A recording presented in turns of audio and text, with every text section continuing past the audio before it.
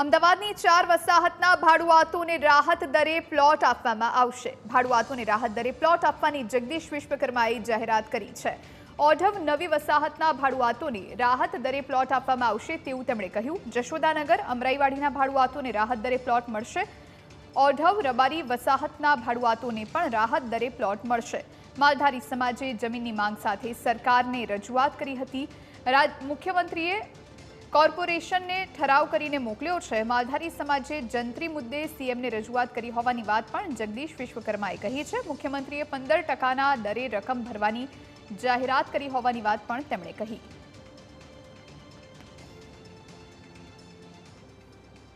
ચાર વસાહતના જે જૂના ભાડવાતો છે, હાલના કબજેદારોને ફાળવવામાં આવેલ જમીન પર કાયમી માલિકી હક મળે તે આશયથી અમદાવાદ મ્યુનિસિપલ કોર્પોરેશન, માન્ય mayor Shri Pratibhaben, standing chairman, TP committee chairman, સરકાર, ગુજરાત સરકાર દ્વારા બજાર ભાવને બદલે રાહત ભાવે જમીન વેચાણથી આપવાનો નિર્ણય રાજ્ય સરકાર અને કોર્પોરેશન સંયુક્ત રીતે આજે લઈ રહી છે।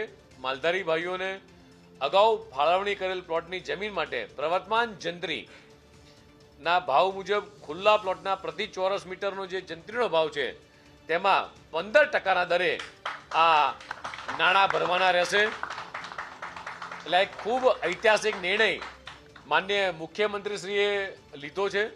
વર્ષોથી માલધારી સમાજની માગણી હતી કે 1960માં જ્યારે વસાહતો બની હતી તો અત્યારે લગભગ 60-65 વર્ષનો સમયગાળો થયો। અમારી વર્ષોની માગણી હતી, આજે પરિપૂર્ણ થઈ છે।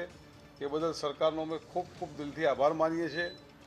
સરકારે અમારી જે અમદાવાદ કોર્પોરેશને જે 25% જંત્રીનો ઠરાવ કર્યો હતો એ પછી પણ અમે વારંવાર માન્ય મુખ્યમંત્રીશ્રીને મળ્યા।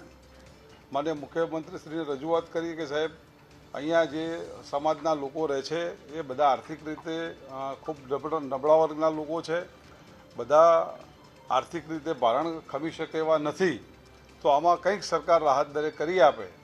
અને સરકારે અમારી માગણીને પણ ધ્યાનમાં રાખી અને 25%નો જે અમદાવાદ કોર્પોરેશનનો ઠરાવ હતો એની જગ્યાએ 15% કર્યો છે।